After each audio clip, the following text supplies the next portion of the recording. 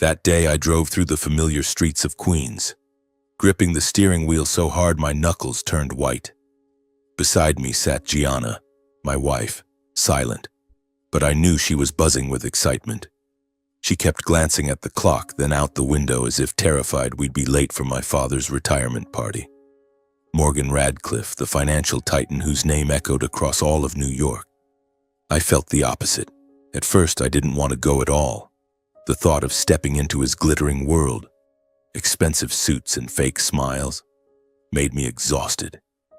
Yet a tiny spark of hope kept creeping in. Maybe this time, just this once, he would finally acknowledge me. A nod, a single sentence like, "Son, I'm proud of you. I am Dorian Radcliffe, 34 years old, a high school math teacher in Astoria, teaching kids from ordinary families with no power or privilege.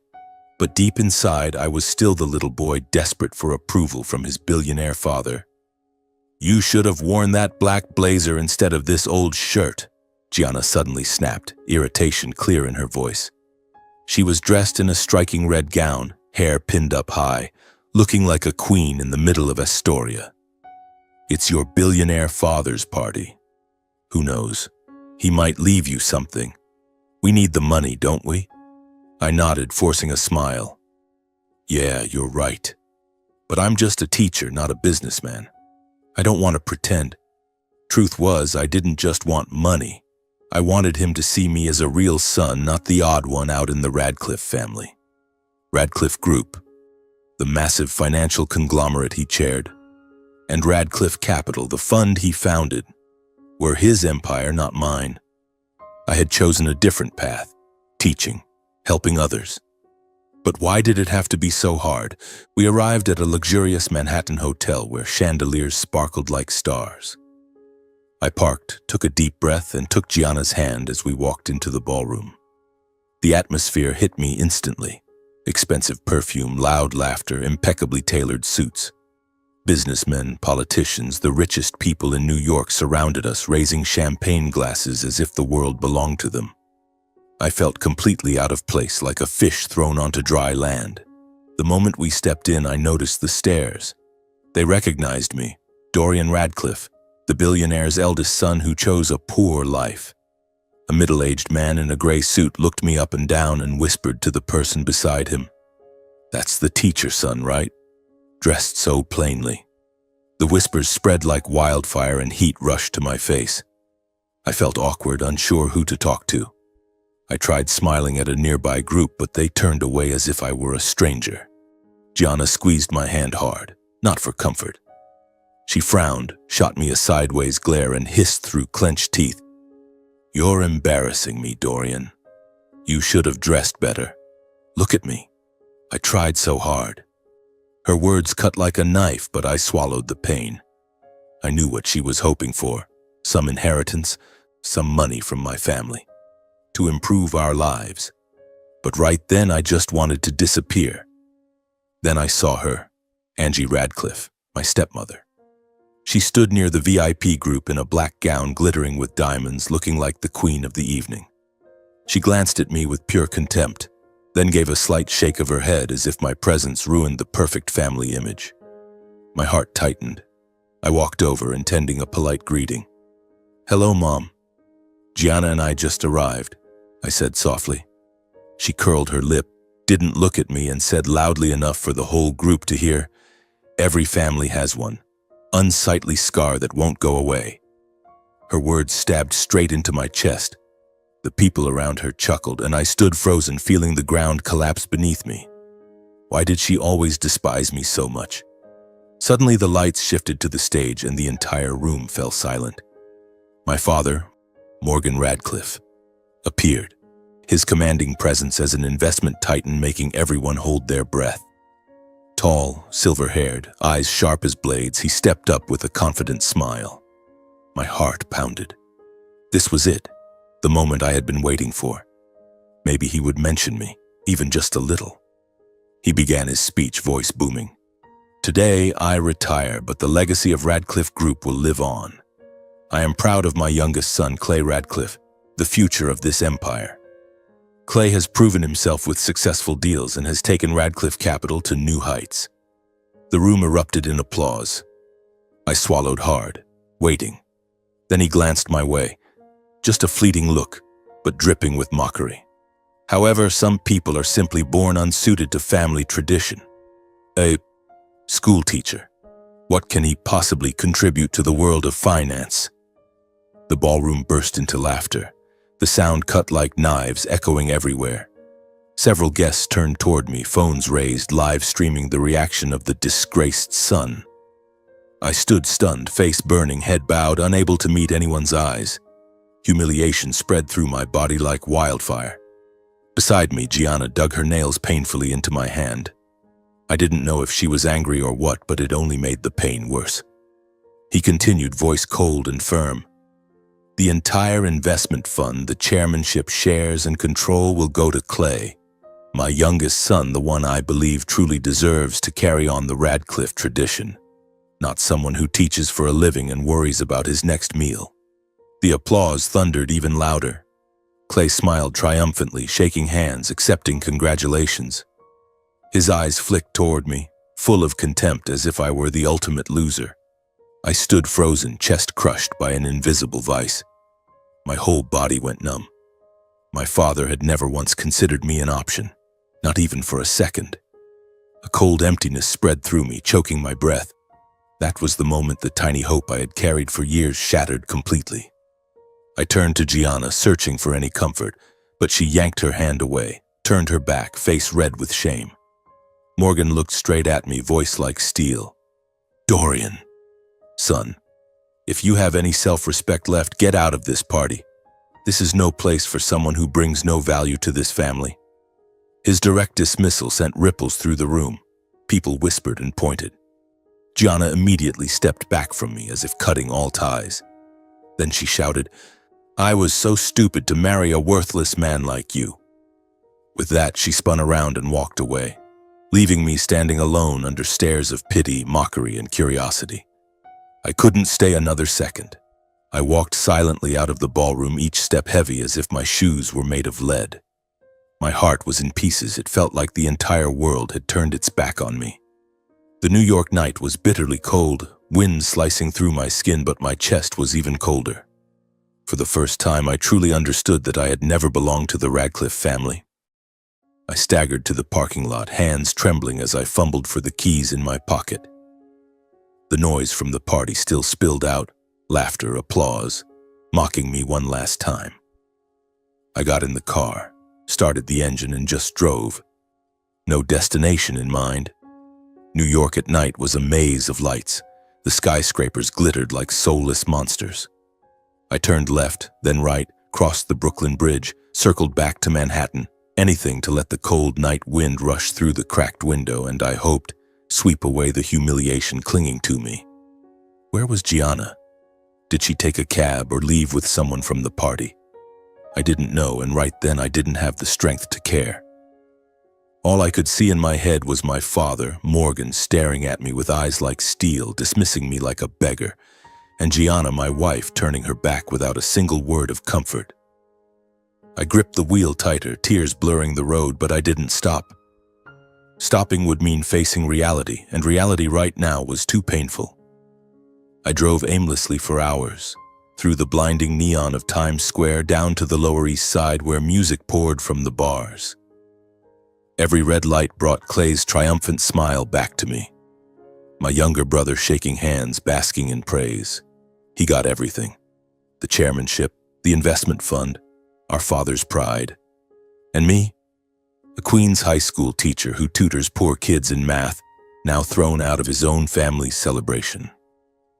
Eventually, I turned toward our small apartment in Astoria, Queens, an aging building with a perpetually broken elevator and musty hallways. Once our home. I parked, killed the engine, and sat in the dark for a while. My heart pounded with the dread that something even worse was waiting. I climbed the stairs. Each step felt twice as heavy. The apartment door was slightly ajar, a faint light leaking from the living room. Gianna had gotten back first. She sat upright on the sofa, still wearing the red dress from the party, but her face was now ice cold, all excitement gone. On the coffee table in front of her lay a single sheet of paper placed perfectly, as if it had been waiting for me. I shuffled closer, legs like lead. "Gianna, when did you get back?" I whispered, voice hoarse. I'm sorry about what happened at the party." She didn't look at me. Her eyes stayed fixed on the paper. "Sign it, Dorian," she said, voice flat and unfamiliar. "Divorce papers. I want this over right now." I froze as if someone had punched me square in the chest. Divorce papers? Now? When I was at my absolute lowest, just publicly humiliated by my father in front of hundreds. I stood there, mouth open, unable to speak. Gianna, the woman I had loved for 5 years, the one who once whispered, "You're my everything," in the dark, now looked at me like I was a burden. What are you saying?" I stammered, collapsing into the chair across from her. "We can talk about this. I know tonight was awful, but..." "There's nothing left to talk about," she cut in, voice trembling yet resolute. "I can't keep living like this." I waited for years, hoping you'd change, that you'd stand up for yourself, that you'd seize the opportunities your own family offered. But look at what happened tonight.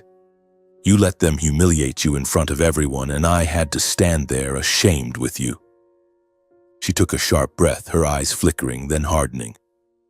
"I need a man with a future, Dorian, not a teacher scraping by every month like your father said tonight." Those words tore through the last scraps of my dignity, because they echoed exactly what my father had hurled at me in front of the crowd. I drew a painful breath, clinging to the last thread of hope. "Gianna, I really need you right now. You've been there for every hard moment in my life.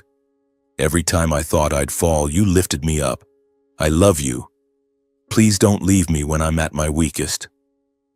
I reached for her hand, but she jerked away as if touching me hurt her. "It was just one bad night," I pleaded, voice breaking. "I'll find another way. I'll try harder. We can start over. Don't do this." But Gianna only shook her head, eyes glistening yet refusing to cry. "You still don't get it, Dorian. I'm exhausted. I can't tie my life to someone who doesn't even know where his own future is. I need a different path. I deserve more than this cramped apartment, more than barely getting by. Your father was right. You don't belong in that world. And I don't want to be dragged down with you." She stood, carefully packing her things into a bag as if she had prepared long ago. I sat there watching her move like I was trapped in a movie I couldn't stop, heart racing, mind spinning. No, this couldn't be real. She walked to the door without a single glance back. The door slammed shut, the sound echoing through the empty apartment. I was alone. I sank to the floor, hands shaking as I picked up the paper. The words blurred through tears.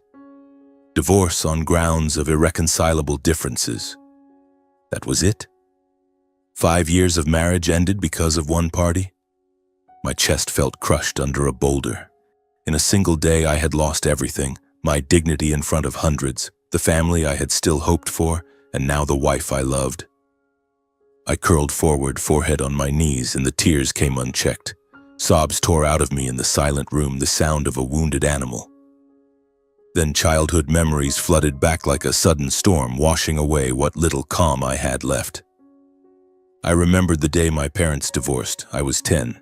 Morgan Radcliffe and my mother, Layla Stein, screaming all night.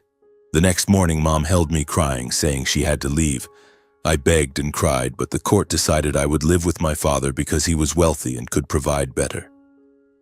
"You'll be okay," she whispered, eyes full of pain. A year later, Dad married Angie, and from then on, I became the extra child in my own home. I remembered eating alone at the far end of the table while Dad doted on Angie and their new son, Clay. He laughed with them, ruffled Clay's hair. I watched through the crack in the door, aching for the same. Morgan's cold stare whenever I made the smallest mistake. "Why are you so clumsy, Dorian? You're nothing like a Radcliffe man." Clay could scribble a messy drawing and get praised, hugged, rewarded, things I never received. Angie was worse. She scolded me for accidentally tearing her favorite dress while hanging laundry, then turned and cuddled Clay like he was her own. "Clay is such a good boy, my son, not like certain others," she'd say. shooting me looks of contempt. I felt like an intruder, a stain on their perfect family portrait. When I brought home top grades or math awards, Morgan only nodded. First in math, acceptable. No hug, no praise, nothing. Clay won a single soccer game and the whole house cheered, bought him a new bike, took him on vacation. I tried harder, studied day and night, but the gap only grew. When I chose teaching after college, Morgan exploded. "You're a failure, Dorian. A disgrace to this family. Radcliffe men build empires. They don't teach brats for pennies." He screamed in my face, and from that day, the distance became a chasm. I moved out, made my own life in Queens, thinking time would heal it. It only deepened the wound. All those childhood hurts came rushing back, merging with tonight's pain into a single storm. I felt like my entire life had been nothing but abandonment, disdain, and being pushed to the sidelines. Mother left, father rejected me, stepmother despised me, brother triumphed, and now my wife walked out. Who was I? A 34-year-old man with no family, no future? I sat in the dark for hours, streetlight casting long shadows through the window. I didn't eat, didn't drink, just stared at the divorce paper. I realized I had nothing left to lose and no one left to lean on. No father, no wife, no brother. Just me, in the vastness of New York. The New York night stretched endlessly, yellow lights streaking across wet pavement, while inside me everything was hollow and numb. I felt as though I had just lost it all. Family, love, and the part of myself I once believed was solid. Only cold emptiness remained, swallowing every sigh in a city that never sleeps. That entire night I tossed and turned, unable to sleep. Every time I closed my eyes, childhood memories surged up, blending with the fresh pain of the present. I remembered those lonely evenings in the Radcliffe mansion while my father was busy with Angie and Clay, leaving me alone with a plate of cold food. But now the hurt was even greater because I had lost Gianna too. She had been my last anchor, the one person I thought would stay no matter how the world turned against me. I sat up, turned on the light, and stared at the divorce paper again. Divorce due to irreconcilable differences. Just a few words, yet they pierced straight through my heart. I wanted to call her, to beg, but the phone lay silent on the table and I knew it would do no good. Loneliness wrapped around me like a vice, making every breath difficult. I paced the tiny apartment, hands clutching my head, trying to chase away the images. But they kept coming back, clearer and sharper, until my skull felt ready to explode. When dawn finally crept through the thin curtains, casting weak streaks of light across the floor, I knew I couldn't go on like this. The empty apartment was suffocating. No sound of Gianna's laughter, no smell of morning coffee. Only a dead silence. I had to get out. Had to do something or I would collapse completely. And then the thought of my mother, Layla Stein, flashed like a lighthouse in the darkness. She was the only one left, the woman who had always loved me with everything she had, even though her own life after the divorce had been full of hardship. I had never told her the full extent of what happened in the Radcliffe house, afraid it would worry her. But now I needed her more than ever. I needed a warm embrace, a sincere word of encouragement. I threw on clothes without bothering to shave or comb my hair, grabbed my keys and left. Outside, the early Queens air was crisp and cool, carrying the faint smell of toasted bread from the corner cafe. I started the car and drove out of Astoria, a fragile thread of hope pulling me forward. On the way through the crowded streets, I tried to focus on driving, but memories of childhood with my mother flooded in, washing away at least some of the pain like a warm current. Even as an adult, busy with teaching and married life with Gianna, I had visited her regularly, at least twice a month. I would drive to Bay Ridge with fruit or pastries, sit and listen to her talk about the old days. I never let her feel abandoned the way the Radcliffes had made me feel. "You are everything to me," she always said, and I believed it. Now crossing the Verrazano Narrows Bridge with the salty sea wind blowing in, I clung to the hope that she would be my last refuge. My heart beat faster at the thought of telling her everything. The party, Gianna. Could she bear it? But I had no other choice. Lost in thought, I realized I was almost there. Bay Ridge was peaceful, red brick houses, leafy trees, so different from Queens' noise. I parked in front of my mother's small bungalow with its modest front garden. And there she was, Layla Stein, bent over pruning her rose bushes, her hair much grayer than the last time I saw her. She wore an old apron, garden shears in hand, looking simple yet full of life. A strange warmth filled my chest, like finding a missing piece of myself. She looked up at the sound of the car, squinted, then her face lit up. "Dorian, my boy is here." She dropped the shears, ran over and threw her arms around me. Her embrace was warm, the familiar scent of soap and garden soil flooding my senses, bringing tears to my eyes. She held me tight, half joyful, half worried, as if afraid I'd vanish. "Why the sudden visit? Is everything all right?"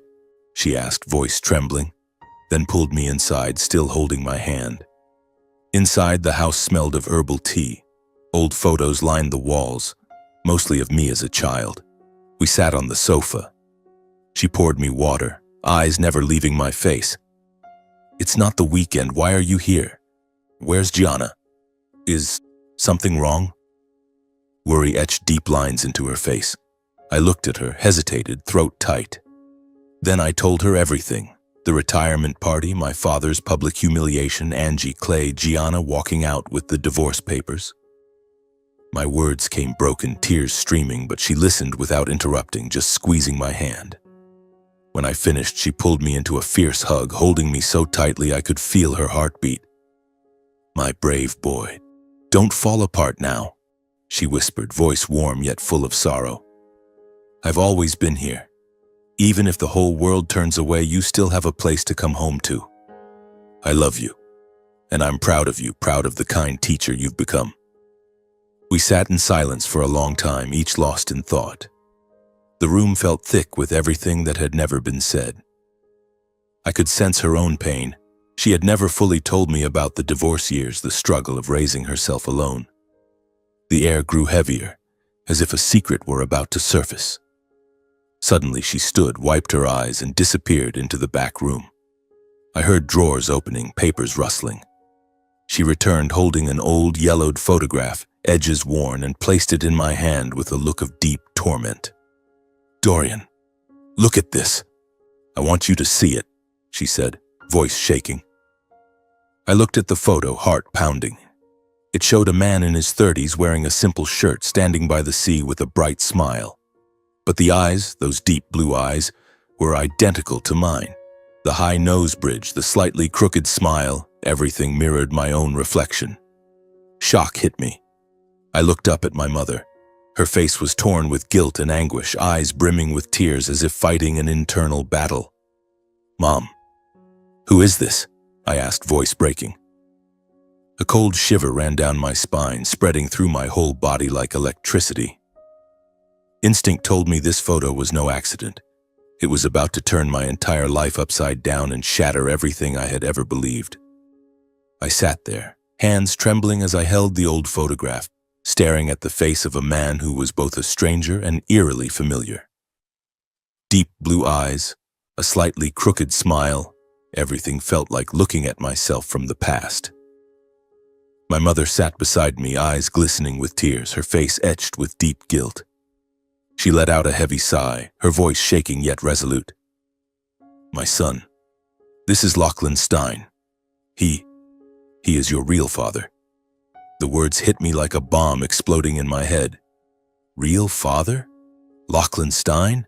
For 34 years, she had never once mentioned this name, never let slip the slightest hint. I froze, mouth open but no sound coming out. Morgan Radcliffe, the man I had called father my entire life, the man who had publicly humiliated me just yesterday, was not my biological father at all. Everything spun. The years I had desperately craved his approval, the countless times I tried to prove myself so he would be proud, all of it had been an illusion. He was not my father. No blood tie. My heart felt crushed in someone's fist, another piece of it shattered. The love I had longed for my whole life from Morgan had never even existed, Why would he love a child who wasn't his? I dropped my head into my hands, tears spilling uncontrollably. Mom, how could you keep this from me all these years? I whispered, voice breaking. She pulled me into her arms, holding me tight like when I was little, but this time her embrace trembled. My boy, I'm so sorry. I kept it hidden too long because I was afraid the truth would hurt you more. But after everything you told me about the party, about how they treated you, I can't stay silent anymore. She took a deep breath, her voice growing distant, as if turning the dusty pages of an old book. I wiped my tears and tried to listen, even though my mind was still reeling. Her words came slowly, full of longing, as she remembered. 34 years ago, your mother and Lachlan were madly in love. Back then, Lachlan was a young financial analyst at a small firm in Manhattan. He was brilliant, gentle, and dreamed of a quiet life with me. We met at a cafe near the office. He dropped a book, I picked it up, and from that moment, everything began. Her tone warmed when she spoke of him. Lachlan wasn't rich like the Radcliffes, but he loved me truly. We dreamed of a little house, of children. Then Morgan appeared. Her voice hardened. Morgan Radcliffe was the heir to Radcliffe Group, the massive financial empire his family had built. He met me at a work event and instantly became obsessed. At first I thought it was just a passing infatuation, but when he realized I had chosen Lachlan, that obsession turned dark and possessive. My pulse quickened. It felt like I was the protagonist in a thriller. She continued, every detail tightening the knot in my chest. Morgan couldn't accept losing. He stalked me, sent gifts, even interfered with Lachlan's job. I begged him to stop, but he just smirked. Layla, you will be mine. No one can stop me. I felt a chill. Morgan, the man I had called father, had been that kind of monster. Her voice shook with old anger.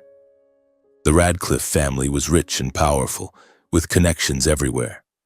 Morgan used that power to frame Lachlan for fraud. He bribed Lachlan's colleagues, fabricated documents, and convinced the firm Lachlan had embezzled money. Overnight, Lachlan was fired, his career destroyed. I sat up straight, eyes wide with shock. He really did that? Just out of jealousy? Mom nodded, tears rolling down her cheeks. Yes, son. Lachlan was driven out of New York, even threatened with prison if he ever returned. Morgan summoned me to his office, smiling triumphantly. Now do you see? I can do anything to have you. He warned me that if I ever tried to find Lachlan again, he would make Lachlan disappear for good, prison or worse. She buried her face in her hands and sobbed. I held her, my own heart breaking. So the Radcliffe empire wasn't just money. It was built on manipulation and ruining lives. Lachlan, my real father, had been thrown into hell simply for loving my mother. She wiped her eyes, voice growing stronger. Right after that, Morgan forced me to marry him. He said it was to preserve the family image, a beautiful wedding to cover any scandal. I had no choice. I was terrified he would hurt Lachlan again. We married quickly, and just days after the wedding, I discovered I was pregnant with you. The words struck me like lightning. My mother was pregnant before the wedding?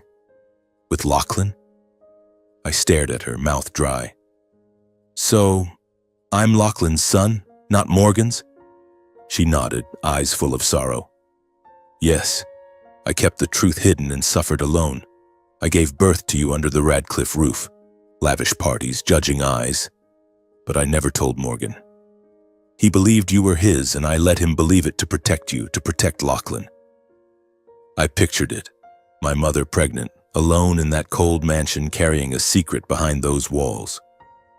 She spoke of raising me. I tried to love you with all my heart, but Morgan changed over time. He grew consumed by work, and as you grew, he saw you weren't a Radcliffe man. You didn't care for finance, you loved books and teaching. I watched him grow colder, but I thought he would come around. Then came the most painful part. When you were 10, Morgan had an affair with Angie. He wanted a divorce to marry her, and to legitimize the new marriage, he fought for custody of you, claiming he could provide a better life. Big house, elite schools. I fought, but the courts favored him because of his money and influence. I remembered that day clearly. Mom crying, holding me tight outside the courthouse. Mom, why didn't you ever tell me? Why did you let me stay with them? My voice shook with hurt and blame. She bowed her head. I left the Radcliffe house carrying the pain of losing both my love and my child. I wanted you to have everything, money, education, so I stayed silent, thinking Morgan would give you a better future. I never imagined you would suffer their coldness, contempt, and cruel favoritism all those years. She broke into sobs, clinging to me. I'm sorry, my son. I thought silence would protect you, but instead I let you walk into hell. I sat silent, stunned by the truth. Everything rushed back. The lonely dinners, Morgan's icy stares, the endless favoritism toward Clay, the public humiliation at the party. It all made sense now because I was never his son. I pitied my mother. She had sacrificed everything, endured alone for 34 years, lost the man she loved, lost her freedom. Yet I also resented her for not warning me, for not pulling me out of that hell sooner. Mom, I don't know what to say. I feel so sorry for you, but why did you let me grow up inside that lie? My voice cracked, tears falling again. The past crashed over me like a suffocating wave. My life hadn't been destroyed by just one party. It had been shaped by a secret buried for 34 years. I held my mother tight as the world turned upside down. Where was Lachlan, my real father, now? And Morgan, the man who had stolen everything? How would he pay? My head spun, but inside the pain, a spark of vengeance began to flicker. I sat there, stunned, clutching the old photograph so tightly the edges crumpled. My mother looked at me with red-rimmed eyes, then placed a hand on my shoulder. Gentle but firm. Dorian, my son, you have to find him. Find Lachlan, your real father. Only he can help you stand again, help you take back what is truly yours. Her words jolted me out of my daze. Find my real father, now, after all these years? My heart pounded with a mix of excitement and fear. I looked up, voice trembling. Mom, where is he? How do I even find him? And what if he doesn't want to see me? Mom sighed deeply, sat beside me and stroked my hair as she had when I was a child, her hand shaking. She spoke slowly, voice full of sorrow, like opening a painful diary. After Radcliffe Group destroyed Lachlan, fired him, drove him out of New York, I lost all contact. I lived every day in fear, Dorian. Terrified that Morgan would hurt Lachlan again if he found out we were still searching for each other. Morgan had power, money, connections. He could hire people to watch us, do anything. I didn't dare write or call. Every night I lay awake wondering where Lachlan was out there, fighting alone. I pictured it. My mother alone in her little Bay Ridge house, staring out the window into the dark, tears falling silently from longing and terror. Her voice broke. Lachlan left New York in the middle of the night with nothing but a few clothes and his savings. He called me one last time from a payphone, panicked. Layla, I have to go, but I'll come back when it's safe. I begged him to stay, but he said he couldn't. Morgan had threatened worse charges, permanent prison. After that, nothing. I lived like a ghost, pretending to be happy in my marriage to Morgan while my heart was shattered. The living room suddenly felt heavier, the wind outside the window sounding like whispers from the past. I took her hand, feeling her warmth chase away some of the cold inside me. Then she continued, and the story grew even more dramatic. 2 years after you were born, I received one single letter from Lachlan. It came from Boston. No clear return address, just a hastily stuck stamp. My hands shook as I opened it. It was short. My dearest Layla, I'm safe. I've had to live under a new name to escape the Radcliffe's reach. Don't look for me, they're still watching. I will love you forever. That was all. She had cried all night after reading it, then hid it deep in a drawer and never replied. She was terrified that any contact would put Lachlan in danger. Morgan could discover it, hire detectives, and she wanted me completely safe. Back then, Morgan still believed I was his son. If he ever learned the truth, she couldn't bear to think what he might do. He could have thrown me out, or worse. Her words sent ice through my veins. For 34 years, my mother had lived in that fear, carrying the burden alone to protect Lachlan and me. I held her tighter, tears falling. "Mom, I had no idea you suffered so much. I'm sorry I blamed you." She shook her head, gave a sad smile.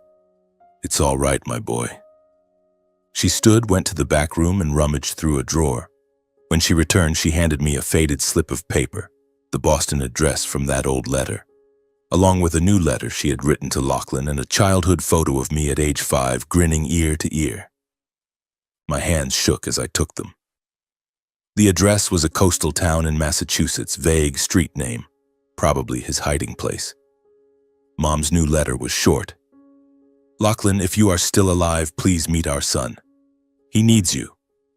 And the photo, tiny me with bright, shining eyes, exactly like Lachlan's in the old picture. My heart raced with anticipation as if I were about to set off on the greatest adventure of my life. "Mom, do I really have to go right now?" I asked, voice unsteady. She nodded. "Yes, son. Don't wait. Morgan may still be watching. He still has power. Go find your father and be careful." I stood, hugged her one last time, promised to call the moment I arrived. I stepped outside into the cool Bay Ridge evening, got in the car, started the engine, and drove out of Brooklyn toward Massachusetts. It was a night-long journey on dark highways, wind howling through the cracked window. At first I drove aimlessly, mind swirling with questions. What would Lachlan be like? Would he recognize me?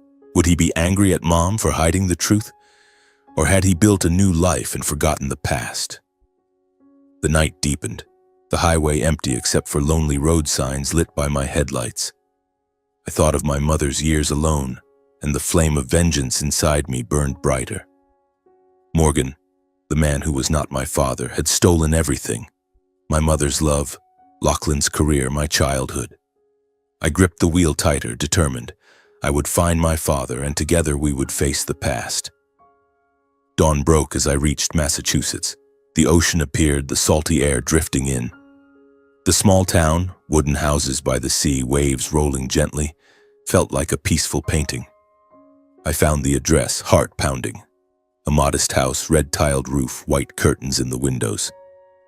I parked, took a deep breath, and knocked.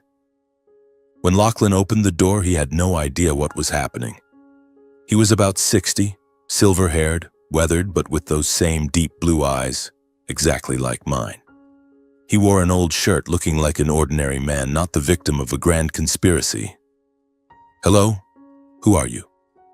Why are you knocking at my door?" he asked, slightly puzzled. Trembling, I handed him Mom's letter and the childhood photo. "Are you Lachlan Stein? I came from New York. This is a letter from Layla, my mother." He took them, hands shaking a little. He opened the letter, scanned it, then froze at the part where Layla revealed that the man at his door was his son. His face went pale. He staggered, gripping the doorframe for support. My son? Layla had a child with me?" His voice broke, tears welling up. He stared at the photo of 5-year-old me. The eyes, the nose, the face, an exact echo of his younger self. He looked up at me, eyes wide with shock and overwhelming joy, unable to believe what he saw. Lachlan reached out with trembling fingers, touching my shoulder, cold yet strangely warm. Then he could no longer hold back. He pulled me into a fierce embrace right there on the porch, the hug stolen from us for 34 years. I let him hold me, felt his ragged breathing, his tears soaking my shirt, and then I wrapped my arms around him too, holding tight, feeling a warmth I had never once received from Morgan. It was the real embrace of a father and son, full of love and regret, melting my heart. We stood like that for a long time, the salty sea breeze around us, the waves providing the soundtrack to our reunion. He led me inside, a modest seaside house, old sofa, stacks of books, the faint smell of coffee. We sat facing each other, truly seeing one another as blood for the first time. He looked at me, eyes red. My boy, you look just like me. The eyes, the smile. Layla didn't lie. His voice choked. Then he kept apologizing. I'm sorry, son. Sorry I wasn't there while you grew up. Sorry you had to suffer alone. Sorry I couldn't protect your mother and the child I never knew existed. I didn't know. I had no idea you were out there. I told him about Mom, the letter, the 34-year secret. His face paled as he listened. Lachlan admitted, voice breaking. Years ago, I quietly tried to find news of Layla. I hired a detective and learned she had married Morgan and was living in the Radcliffe mansion. I thought she had chosen that life, wealth, safety. So I stepped back, never daring to disrupt it. I've lived here under a different name, working as a small financial consultant far from New York. But now I know the truth. I opened up and told him everything I had endured, being taken from Mom after the divorce, growing up rejected by the Radcliffe family, treated as an outsider, lonely dinners, Angie's contempt, the favoritism toward Clay, and finally the public humiliation at the retirement party, followed by Gianna leaving me. My voice shook as I continued, hot tears sliding down my cheeks. My father, Morgan, never saw me as his son. He threw me out of the party, called me worthless. And Gianna, she left me that very night. Lachlan listened in silence, his expression shifting from pain to fury. He now understood that Radcliffe Group hadn't just destroyed his and Layla's lives, it had crushed the childhood and future of his own son. I sat there, breathing heavily after spilling everything, my body drained, but my heart burning.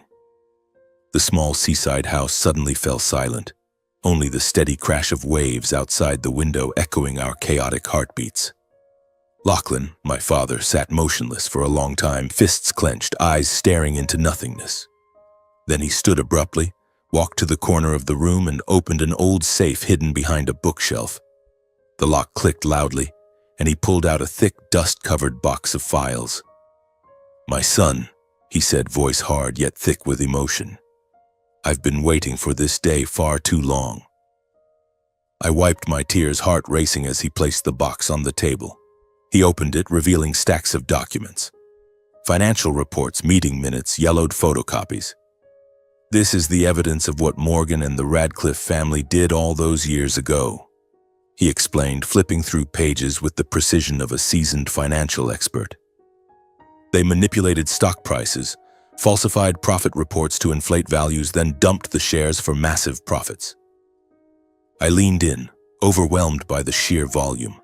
Numbers, charts, names, an entire web of crimes spun by Morgan. I touched one sheet and felt as though I were touching my own dark past. Dad, you've kept all this for 34 years? I asked, voice breaking with astonishment. He nodded, eyes flashing with cold steel. Yes, son. For 34 years I quietly preserved everything, because I knew the truth had to be revealed one day.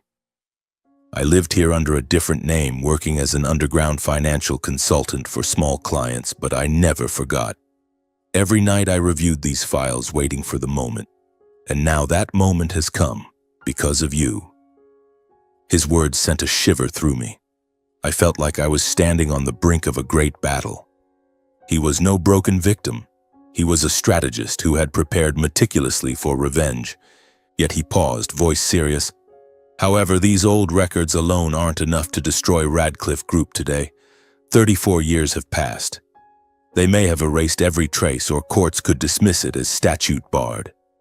We need fresh evidence of current crimes to corner Morgan and Angie completely. Something they cannot deny. My heart pounded. It felt like stepping into a spy thriller. So what do we do now? I asked, voice trembling yet filled with resolve. Lachlan gave a faint, icy smile, the smile of a man who had long known the answer. With decades of experience as a shadow financial consultant, having saved countless businesses from similar dirty tricks, he didn't hesitate. He immediately called a private investigation team he had trusted for years. They're the ones who helped me rebuild my life after I fled New York, he said, dialing. I listened to the conversation, short, coded like a real operative. Tail Morgan and Angie. Focus on finances, irregular transactions. I need ironclad proof. Call over, he turned to me. They start tonight. These people are the best. They know how to move in the dark. The following days were pure tension. We stayed in the seaside house waiting for updates, but we didn't sit idle. I called Mom, gave her a brief account of the reunion. She cried with joy, voice shaking. My boy, I knew Lachlan would be there for you. Dad and I talked through the nights, filling in the missing pieces of our lives. The investigators began shadowing Morgan and Angie, zeroing in on the cracks that could bring the whole empire down. Bank accounts, real estate deals, fund reports. I pictured them, silent shadows in New York, watching from afar, slipping into data without a trace. Every day Dad received encrypted updates, and I sat beside him, heart swinging between dread and exhilaration. Only 3 days later, faster than I thought possible, they uncovered 2 major violations. Dad received the encrypted report, and we sat at the table to open it. Look at this, son, he said, pointing at the screen. Morgan has been embezzling investor money, millions of dollars, to buy personal real estate. Villas in the Hamptons, Manhattan penthouses, all paid from Radcliffe Capital funds. I read carefully, stunned by the evidence. Transfer receipts, forged contracts, even photos of Morgan signing the papers. Dad continued, voice dripping with contempt. And Angie has been hiding massive losses on an investment project, hundreds of millions, by shifting the losses to other funds, keeping Radcliffe Capital's public image spotless. If this leaks, shareholders will revolt and the market will crash. I sat silent, pulse racing with excitement. These weren't just documents, they were weapons, enough to topple the empire Morgan had built. Dad professionally divided the evidence into 3 groups. 1. Old records proving Morgan's past crimes, stock manipulation framing Lachlan. 2. Fresh proof of current embezzlement and fraud, every transaction, every name. 3. An internal attack strategy timed for their most vulnerable moment, the upcoming annual shareholders meeting. I watched quietly, filled with awe and disbelief. My real father, the man I once thought was only a shadow in a photo, was a mastermind, prepared like a grand strategist. Dad, I never imagined you had all this ready, I whispered, voice full of admiration. He looked at me, eyes blazing. Life taught me patience, son. Now, are you ready to expose the truth? I hesitated for a split second. The party flashed back. The laughter, Morgan's dismissal, Gianna walking away. Then I thought of Mom, her decades of silent suffering robbed of love and her child. I nodded, voice firm. Yes, Dad, it's time to take everything back. Lachlan smiled faintly, the first real smile since the story began. In his son's eyes, he now saw not just pain, but strength. That smile warmed my heart like nothing ever had from Morgan. Father and son immediately began planning. We sat around the old wooden table, papers spread out, sketching diagrams on scrap paper. First target is Morgan, Dad said, pointing at the files. We hit him with the embezzlement evidence and watch him panic. I nodded and added, and Angie, the heir. Exposing her cover-up of the losses will turn the shareholders against her. We quickly agreed on timing. Strike right before the annual shareholders meeting when Radcliffe Group would be most vulnerable. Night fell. The seaside house glowed like a secret war room. The waves outside beat like the rhythm of revenge. Dad pored over the old documents, turning pages with intense focus, murmuring analyses of the numbers. I studied the new reports, embezzlement trails, forged transactions, trying to absorb it all despite my background as a simple teacher. We were no longer victims. We were the storm coming for them. After days of meticulous preparation, we had perfected every file and piece of evidence. The night before the strike, I couldn't sleep. I lay on the sofa, listening to the waves and the rustle of Dad turning pages at the table. The retirement party kept flashing back. The roaring laughter of the crowd, Angie's contemptuous stare, Morgan's blunt dismissal, and Gianna turning her back, leaving me alone. That humiliation now burned like fire in my chest. They will pay, I whispered into the darkness. The next morning, we were ready.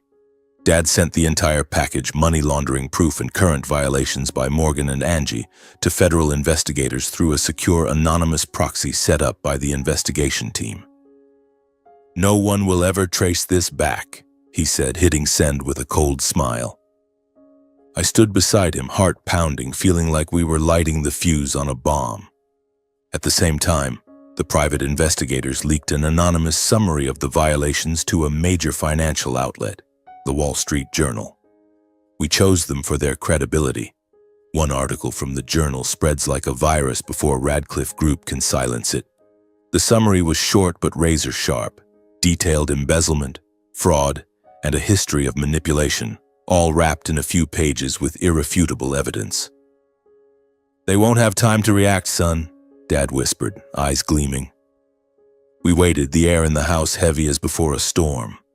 I paced, constantly checking my phone, nerves on edge. Would the plan work? Would Morgan suspect anything? The next morning, the markets convulsed exactly as we had predicted. I opened my laptop, scrolled through financial news sites, and my heart leapt at the first headline. "Money laundering and embezzlement allegations rock Radcliffe Group. Morgan Radcliffe faces massive scandal." Dozens of articles spelled it out. Radcliffe Group accused of laundering money through its investment funds, embezzling millions from investors, and falsifying records to hide massive losses. Fund values plummeted instantly. Shares dropped 20% in the first hour. Trading floors descended into chaos. Panicked shareholders flooded phone lines demanding answers. A sell-off tsunami shook the market. I turned to Dad, voice shaking with excitement. "Dad, it's happening. We did it." He nodded, eyes still glued to the screen, but the corner of his mouth lifted, a rare victory smile.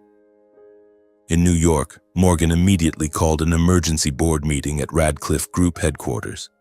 I could picture it, him at the head of the table, face red with rage, shouting into phones at lawyers. But relentless calls from the FBI and SEC, from private counsel, from major investors overwhelmed him. He couldn't control the flood. Clay, my smug younger brother from the party, was flustered, frantically denying everything to staff. "This is fake news. We'll sue." But inside Radcliffe Group, people were already jumping ship to save themselves.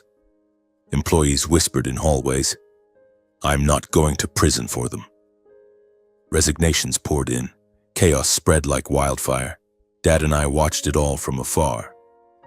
We stayed invisible, silent, simply observing Radcliffe Group collapse under the weight of its own crimes. Dad had set up a real-time monitoring screen, stock tickers, news feeds, even hidden camera feeds from the investigators.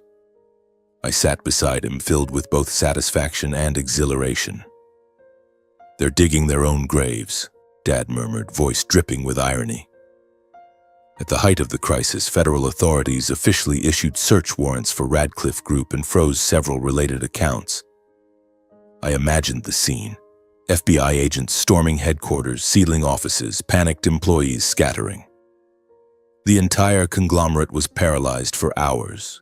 Trading halted, phones ringing off the hook, and Morgan sat there, face ashen, realizing his empire was crumbling. One afternoon, Radcliffe Group held a chaotic press conference. News spread instantly online. Investors gathered outside headquarters with protest signs demanding justice. Reporters swarming with mics and cameras, staff buzzing about possible collapse. Dad and I decided to get closer, not to reveal ourselves, but to witness it with our own eyes. We drove back to New York, parked in a building across the street, and went up to a high floor to watch through binoculars. I stood on the rooftop of an opposite high-rise, looking down at the mayhem below Radcliffe headquarters. Protesters shouting, signs waving, camera flashes exploding nonstop. For the first time in my life, the name Radcliffe no longer made me tremble. Instead, I felt powerful, like a victor watching his enemy kneel. Lachlan stood beside me, expression calm but meaningful. He placed a hand on my shoulder. "Son, this blow is only the beginning. But it's strong enough to bring the empire that destroyed our lives to its knees." We stood there as the New York wind whipped around us, carrying the smell of exhaust and the chaos below. Radcliffe Group was shaking to its very foundations, and father and son both knew the real confrontation had only just begun. This time, we held the upper hand. I gripped Dad's hand tightly, heart racing with anticipation for what was coming next. Morgan had no idea, but the true storm was only just beginning. We returned to the seaside house in Massachusetts soon afterward, but my mind stayed glued to New York, tracking every development through the computer screen and the investigators' reports. The following days passed in suffocating tension. After the devastating blow from the media and federal authorities, Morgan began to fight back, but it was only the weak, desperate flailing of a cornered animal. I watched him hold press conference after press conference, standing before a forest of microphones, face flushed, trying to explain away and deny every accusation. "This is a smear campaign orchestrated by jealous competitors," he declared in one live-streamed event, voice trembling yet still clinging to his old authority. "Radcliffe Group has always operated within the law. We will sue whoever is spreading these vicious lies." But I knew he was panicking. Through hidden cameras the investigators had planted, I saw him slamming his fist on the desk in his office, screaming into the phone at his aides, "Find the source! Who dares do this to me?" Angie, my stepmother, tried to shield her husband, appearing beside him at the press conferences with a forced smile, repeating the same excuses. "Our family is being unfairly attacked," she said, voice shrill and unsteady. Morgan tried stronger counterattacks, blaming anonymous saboteurs. He even hired private detectives to hunt down the leak, but every move only made things worse. Shareholders pulled out en masse, triggering a sell-off tsunami that nearly froze Radcliffe Group. I watched the stock chart on my screen. From its peak, it plunged another 30% in just 2 days. "They're killing themselves," Dad murmured beside me, voice dripping with irony. Rumors flew everywhere. Federal agents could arrest Morgan at any moment, perhaps in his office or at the mansion. The atmosphere inside the Radcliffe mansion, the grand house where I grew up, was thick with dread and paranoia. From the investigators' reports, I knew they were barely sleeping, tearing into one another. Morgan shouting at Angie for her extravagant spending, Clay blaming Dad for dragging him into the mess. A strange satisfaction filled me. They had treated me like trash, and now they were destroying each other. Meanwhile, Dad and I knew the time was ripe for a direct confrontation. We could no longer watch from afar. We had to end it face to face. "Son, we have to go to them," Dad said. "Not to negotiate, to show them the truth, to make them look at what they've done." I hesitated for a moment. The mansion brought back painful memories. Lonely dinners, Morgan's cold stares, Angie's barbs. But then I nodded, resolve hardening. "It's time we finished this." We prepared carefully, thick folders of irrefutable evidence and hearts ready for battle. The drive back to New York felt completely different. No fear, only anticipation and strength. We arrived at the Radcliffe mansion on a drizzly afternoon, the New York sky gray like the mood of the defeated. The large iron gates opened after we rang, and the maid answered the door with shock. "Young Master Dorian?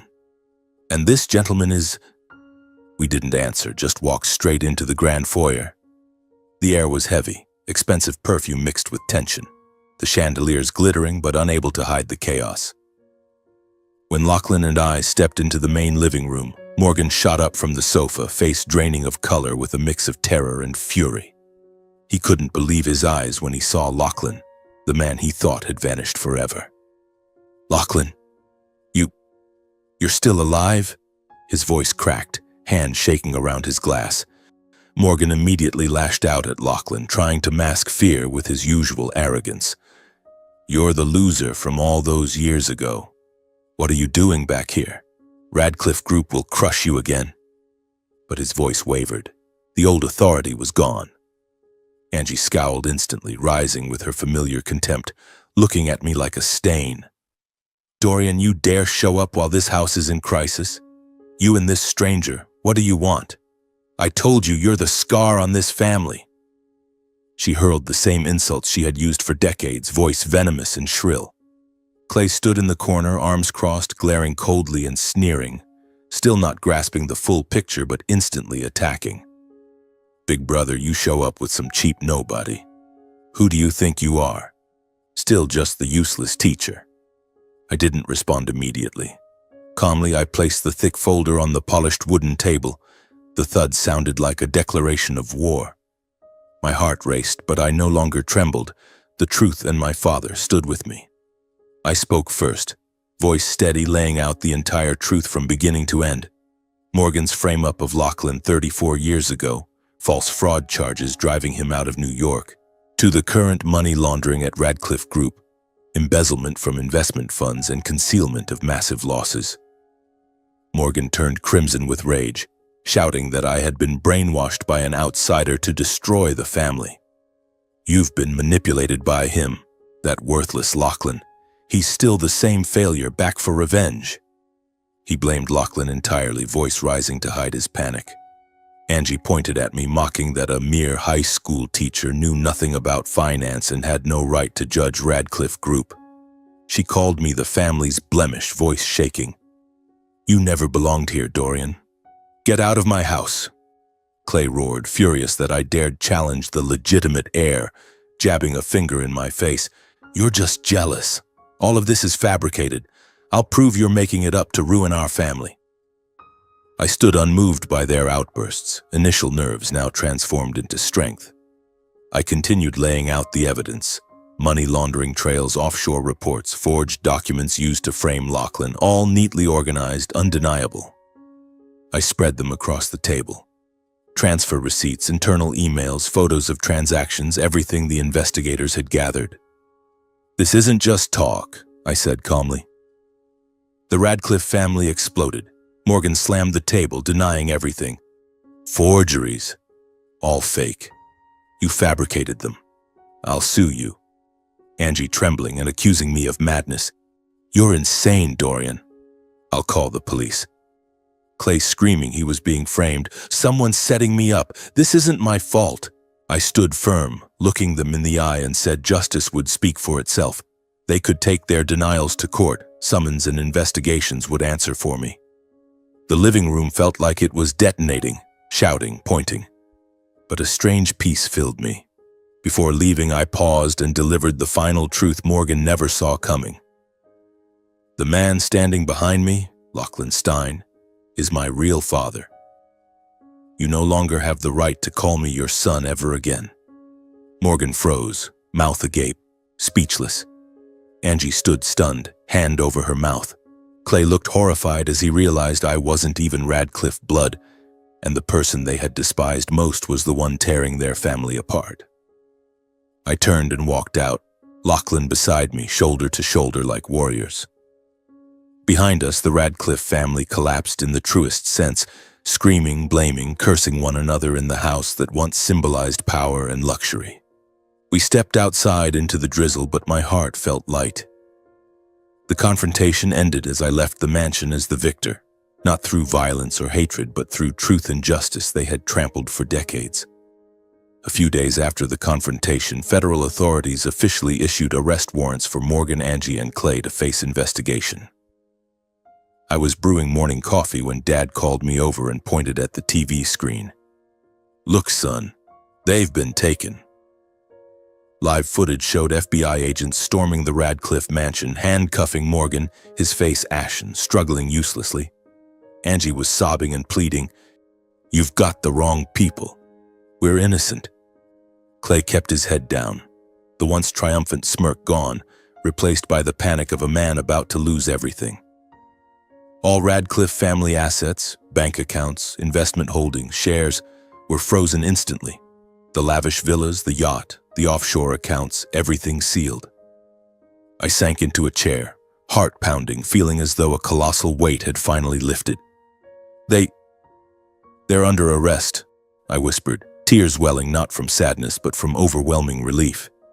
Dad placed a hand on my shoulder. Justice is here, Dorian. We waited 34 years for this moment. Radcliffe Group was suspended from operations shortly after. Its Manhattan headquarters was sealed for searches. Hundreds of employees stood outside, faces anxious, whispering, "Is the company bankrupt?" Major shareholders fled, dumping stock in a frenzy that drove the conglomerate's value from billions to mere hundreds of millions in the blink of an eye. Within hours, prosecutors held a press conference and dropped the first bombshell charges: large-scale money laundering through offshore accounts, embezzlement of hundreds of millions from investment funds, falsified financial reports to deceive investors, misuse of company assets for personal luxury, real estate, and lavish trips, and the fabrication of evidence 34 years ago to destroy Lachlan's career. I sat in silence, absorbing every word, heart racing with the drama of it all. "They're using the old files you kept, Dad," I whispered. He nodded, eyes gleaming. "And everything we gave them. There's no denying it now." The news spread like a hurricane across CNBC, Fox Business, and the New York Times. Major financial outlets called it the worst scandal in investment history, comparing it to Enron or Madoff. The public erupted in outrage at the extent of the Radcliffe fraud. Thousands of online comments. "They stole from hardworking people. Justice for the victims." The federal trial day arrived amid a New York atmosphere thick with tension, like a crime thriller. Dad and I attended court, sitting quietly in the back rows, hidden among reporters and spectators. Prosecutors presented wave after wave of ironclad evidence, old records plus everything Lachlan and I had supplied. Transfer receipts, internal emails, forged reports, all projected on giant screens. The Radcliffe defense lawyers tried to fight back but stumbled, muttering about saboteurs, knives, unable to counter the mountain of proof. Morgan sat with his head bowed, no longer the titan. Angie wept. Clay trembled. I looked at them and felt no hatred, only pity. They had dug their own graves. The trial lasted hours, but the outcome was clear. Morgan Radcliffe, 25 years in prison for money laundering, financial fraud, fabricating evidence, and destroying another man's career. Angie Radcliffe, 12 years for complicity in money laundering, aiding illegal transactions, and profiting from embezzled funds. Clay Radcliffe, 15 years for misappropriation of fund assets, embezzlement, and approving fraudulent investments that caused massive investor losses. Radcliffe Group officially declared bankruptcy weeks later. Its assets were liquidated to compensate victims, millions flowing back to those who had been robbed. The Radcliffe name was erased, now synonymous only with fraud and collapse. I stood at a distance watching workers use a crane to remove the Radcliffe sign from headquarters under the rain. I felt no gloating, only the sensation that the invisible chain that had bound my life for 34 years had finally fallen away. When the case closed, I knew there was one thing more important than anything else, something I could no longer delay: reuniting my real family. I took Dad to see Mom after 34 years apart. We drove to Bay Ridge, my heart pounding like the first time I met him. When they faced each other at Mom's door, decades of suppressed love and longing burst into tears. Mom reached out, trembling, touching Dad's face. "Dorian, Lachlan, you're both here." Dad pulled her close, voice breaking. "Layla, I'm sorry. Sorry I couldn't come sooner." Layla didn't blame. Lachlan needed no excuses. They simply held each other and cried. The reunion left me standing behind them, throat tight. My family was finally whole. The three of us moved back to Massachusetts together. I bought a spacious new seaside home for Mom and Dad so they could spend the rest of their lives side by side. The house was simple: bright living room, garden overlooking the ocean, cozy kitchen smelling of fresh-baked bread. A new life took shape. Morning walks on the beach, Mom holding Dad's hand, me smiling behind them. Afternoons cooking together, Mom teaching Dad my favorite vegetable soup. Evenings talking about the lost years and the future opening before us. "I remember you once dreamed of a house by the sea," Dad said to Mom, eyes shining. She smiled. "Now we have it." My parents found the peace that had been stolen from them. They walked, held each other, made up for decades apart. I returned to teaching, but now with a light heart, no longer carrying the Radcliffe shadow. We built a simple, warm home, the kind I had never known in 34 years.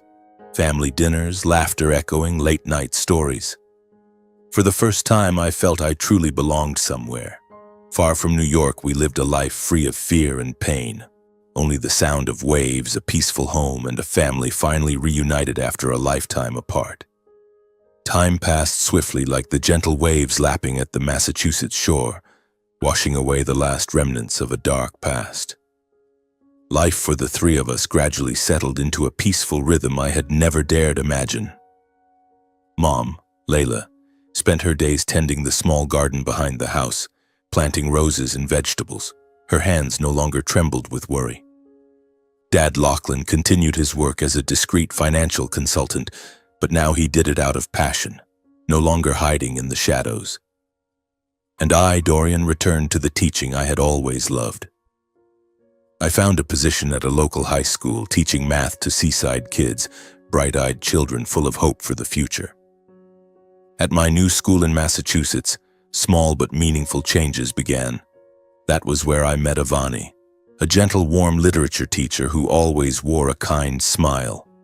We first crossed paths in the faculty room while I was making coffee and she walked in. Long black hair loose, arms full of old books. "Hi, you must be the new teacher, right?" "I'm Avani. I teach 10th grade English," she said, her voice as soft as the sea breeze. I smiled, introduced myself, and a conversation began.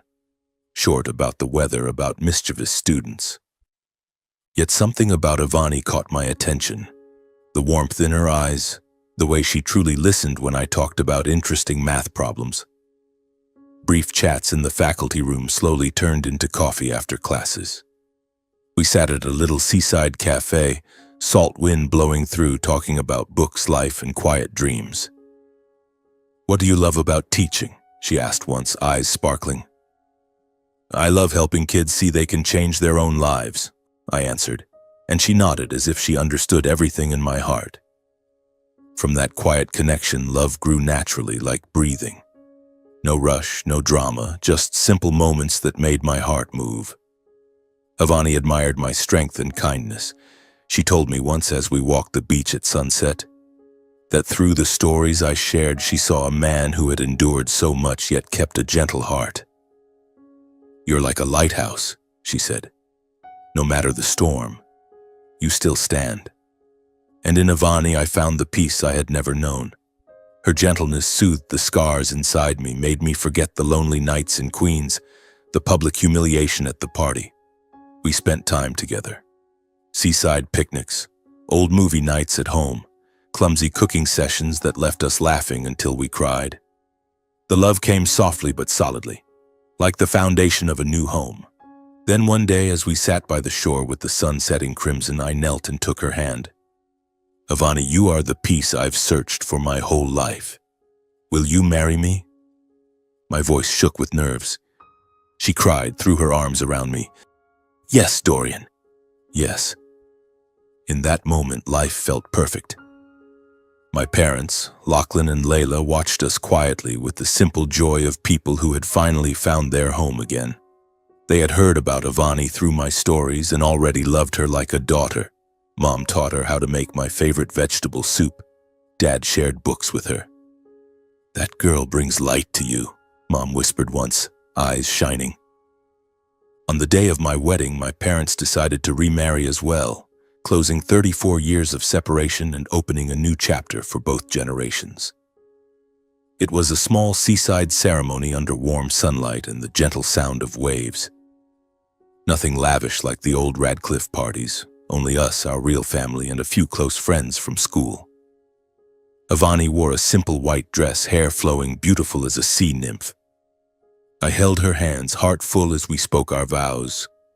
Beside us, Dad and Mom stood hand in hand, eyes glistening, repeating the vows they had made decades ago, voices trembling with emotion.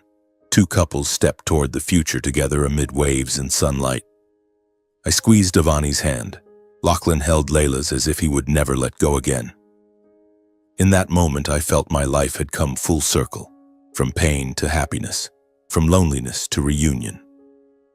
That evening, as our family gathered around the dinner table, Dad telling old stories, Mom laughing, Ivani leaning on my shoulder, I thought of the dark years I had survived. Images flashed like an old film. Morgan's rejection, Angie's contempt, Clay's triumphant smirk, the public humiliation at the party, Gianna turning away. All of it now felt distant, like clouds dissolving in sunlight. I realized my victory wasn't in revenge, though our plan had toppled Radcliffe. It was in reclaiming a real life for myself and the people I love.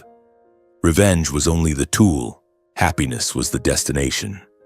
I learned that sometimes the strongest thing a person can do is stand up, say enough, and step out of someone else's shadow. I did that, walked away from the Radcliffe darkness, found my real father, exposed the truth, and built a new life. The lesson I carry and offer to anyone who has ever been belittled is this: a person's worth is not determined by the family they were born into, but by the person they choose to become. I chose to be a teacher, to love my true family, to choose justice over hatred, and that made me stronger than any financial empire. I closed the old journal I had kept throughout the journey with one final piece of advice. Never let anyone decide your value. Never let past pain write the rest of your life. And if one day you must stand against injustice, remember that truth is always the greatest power. I wrote those lines under the warm glow of a lamp by the window overlooking the sea and felt complete peace. In our little seaside house beneath endless sunsets, I finally had what I had longed for my whole life: a real family, a peaceful home, and a bright future stretching wide before me.